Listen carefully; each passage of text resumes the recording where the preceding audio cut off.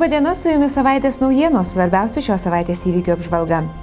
Savaitės pradžioje Čikagoje Lietuvos prezidentė Dalia Grybauskaitė dalyvavo 2 dienas trukusiame NATO viršūnių tarybos susitikime. Jame buvo svarstomi NATO kolektyvinės gynybos stiprinimo, priešraketinės gynybos, misijos Afganistane ir kovos su naujomis grėsmėmis klausimai, aptariamos eurozonos problemos. Šiame susitikime, pasak mūsų šalies vadovės, Lietuva pasiekė ir įtvirtino visus užsibrėžtus tikslus mūsų šalies ir žmonių saugumų užtikrinti. Nutarta neterminuotam laikui pratęsti NATO oro policijos Baltijos šalims misiją, užtikrintos kolektyvinės gynybos garantijos, patvirtintos priemonės gynybos planams įgyvendinti, nuspręsta, kad priešraketinė gynyba nebus dalijama į sektorius ir NATO šalis gins visavertę, efektyvi ir savarankišką NATO PRG sistemą. Ir noriu pasidžiaugti, net pavadinti, kad Baltijos regionui, ko gero, šis susitikimas yra pats rezultatyviausias. Pirmiausia, turime sprendimą galutinį dėl testinės oro policijos misijos virš Baltijos šalių oro erdvėje. Tai yra puiku ir tai yra didžiulis mūsų 3 metų darbo rezultatas. Taip pat turime pripažinimą, kad būtina dengti ir ginti priešraketinės gynybos sistemą visas šalis NATO pajėgomis ir jokių trečiųjų šalių įsikišimas nėra toleruotinas. Tai yra pasiekimai. Na ir tai yra taip pat gerai, kad Lietuvos energetinio saugumo centras yra pripažintas ir bus artimiausių metų pripažintas kaip NATO centru. Ir tai galiu net pavadinti, kad tai vos ne Baltijos šalims sėkmingiausias NATO viršūnių susitikimas, nes turime labai konkrečius rezultatus apginančius ir užtikrinančius mūsų karinį, politinį ir ekonominį saugumą. Taigi tik galiu pasidžiaugti. Viešėdama Jungtinėse valstijose Dalia Grybauskaitė taip pat susitiko su Jungtinių Amerikos valstijų prezidentu Baracku Obama, kuriam padėkojo už paramą Baltijos regionui.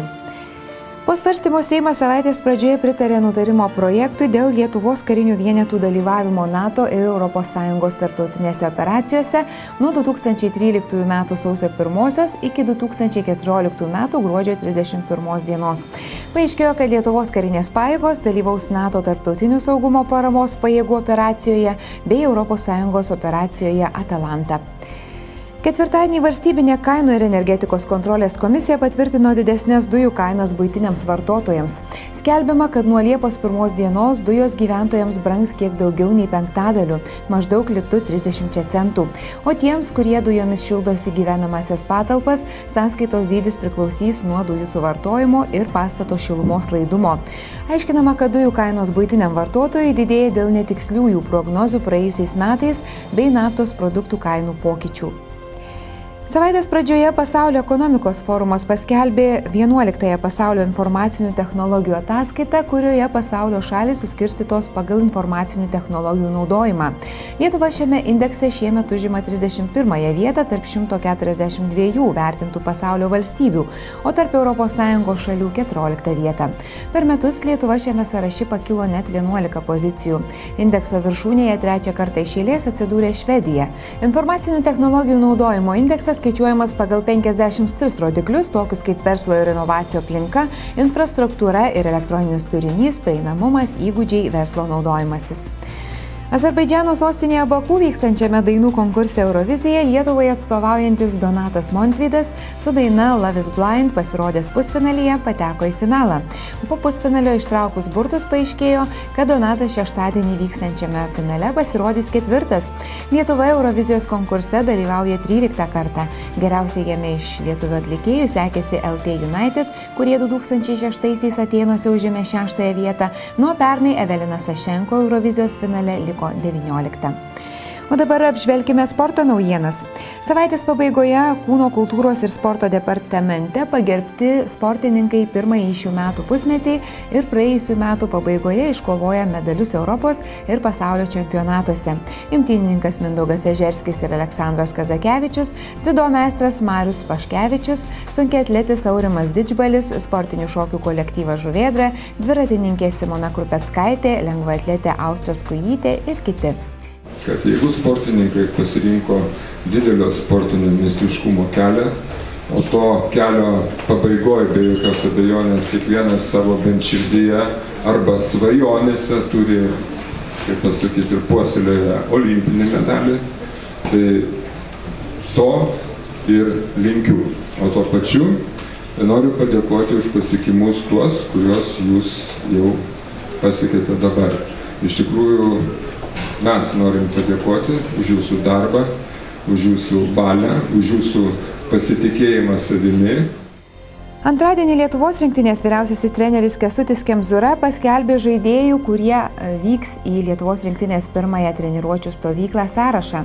Pasirengimą Venesueloje vyksiančiam olimpiniam atrankos turnyrui Lietuvos krepšinio ekipa pradės gegužės 30 dieną. Užtrukome, norėjosi, kad paskelbti galbūt ir anksčiau tą sąrašą, bet todėl, kad kai kurie žaidėjai reikėjo daugiau laiko kai kuriems žaidėjams apsispręs, konkrečiai Šarūnai. Su kitais žaidėjais irgi buvo tokių neaiškumų ir reikėjo daugiau laiko, kol viskas susigulės ir mes galėsim priimti galutinius sprendimus. Kaip aš sakiau anksčiau, kad mano noras buvo neišplėsti tiek daug tų sąrašų ir turėti tik tai 15 žaidėjų per pasiruošimą. To padaryti neišėjo, todėl kad ne visi vienodai baigė sezoną ir viena priežastis tai, kad vieni dar žaidžia, kiti jau ilsisi. Ir aišku viena, kad ne visi galės tie, kurie nori, kurie gali ir kuriuos norėčiau pakviesti, galės atvykti į pirmas stovyklas. Motiejūnas Donatas yra šitam sąraše, su kurio didelis klaustukas. Aš labai daug kalbėjau su Donatu, jisai nori labai atstovauti rinktinėje, bet situacija patys žinote kokia. Jau yra nepasirašytas kontraktas NBA su Houston komanda. Ir yra rizika, kad sportuojant su rinktinė, jisai gali gauti traumą ir netekti galimybės pasirašyti, sakysim, šito kontrakto. O kontraktas galima pasirašyti abipusių, kaip žinote, tik tai Liepos 1. Tai mums yra vėliau. Aš jį vis dėlto įtraukiau, pasitarę su federacija ir dar galutinai taškas nepadėtas. Nuo šiandien daugumoje šalies mokyklų nuskambėjo paskutinis skambutis. Šiais mokslo metais mokyklas baigė 46 000 abiturientų. Iš jų daugiau nei 36 000 mokėsi bendrojo lavinimo mokyklose, 9 000 profesinio mokymo įstaigose. Tad sveikiname abiturientus, linkime sėkmingai išlaikyti brandos egzaminus ir užtikrintai žengti gyvenimo keliu. Nuo dabar pažvelkime į orų prognozę.